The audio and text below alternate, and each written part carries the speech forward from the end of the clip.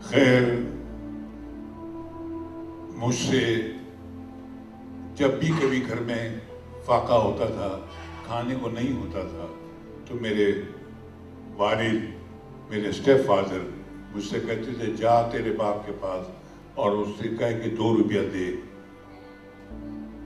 میں جاتا تھا، چھوٹا سا بچہ، روزانہ جا کے میرے باپ سے، میرے ابا سے 2 روپے مانگ کے لاتا تھا۔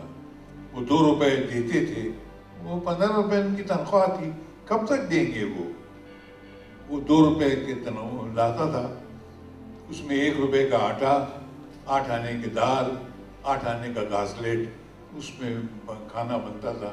جب کھانا میری ماں بنا لیتی تھی تب ہم کھاتے تھے۔ یہ زندگی یوں ہی گزری ہے سر، زندگی نے عیش نہیں کرایا۔ جب کھانے کا وقت تھا تب تو روٹی نہیں ملی، اور جب روٹی آئی تو بھوک مر گئی۔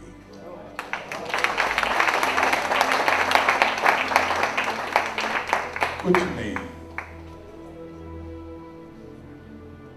ایک بار گھر میں بہت بری حالت تھی، گلی کے بچوں نے کہا ارے تو کیا روزانہ اسکول جاتا ہے، چل ہمارے ساتھ، ہم جا کے کسی وہ بوری کاکا کے یہاں پر پترے کے کارخانے میں کام کریں گے، 3-4 روپے روز کا ملے گا، تیرے گھر کی حالت سدھر جائے گی، یا تھیلی کاٹنے کا کام کرتے ہیں۔ اب میں ان کے ساتھ، میں نے کتابیں پھینک دی، میں نے کہا یہ صحیح ہے، اور میں ان کے ساتھ 3rd فلور پہ ہمارا مکان تھا، وہ روم میں سے چلتا ہوا میں نے ایک سیڑھی سے نیچے پاؤں رکھا، ابھی پاؤں رکھا ہی تھا کہ مجھے لگا کاندھے پہ کسی نے ہاتھ رکھا ہے۔ میں نے مڑ کے دیکھا، میری ماں کھڑی تھی۔ میری ماں نے کہا میں جانتی ہوں تو کہاں جا رہا ہے، تو ان کے ساتھ جا رہا ہے 3 روپے اور 4 روپے روز کے کمانے کے لیے، تاکہ ہمارے گھر کی غریبی دور ہو جائے۔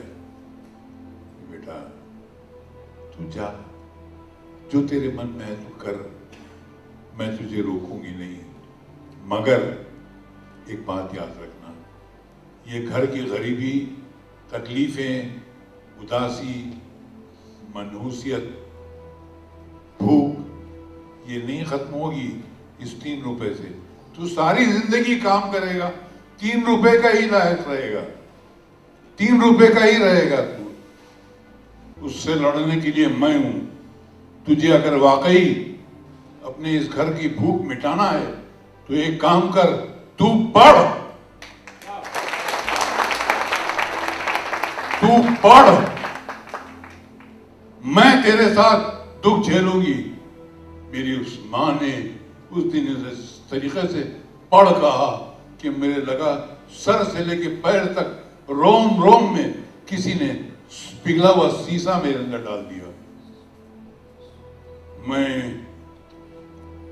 بوکھلا گیا، میں دوڑ کے واپس گیا، میں نے اپنی کتابیں اٹھائیں اور اپنا بیگ لیا، اپنے دوستوں کو چیرتا ہوا اور سیدھا اسکول چلا گیا۔ وہاں سے لے کر میں نے ایجوکیشن کمپلیٹ کرنے تک کبھی مڑ کے نہیں دیکھا۔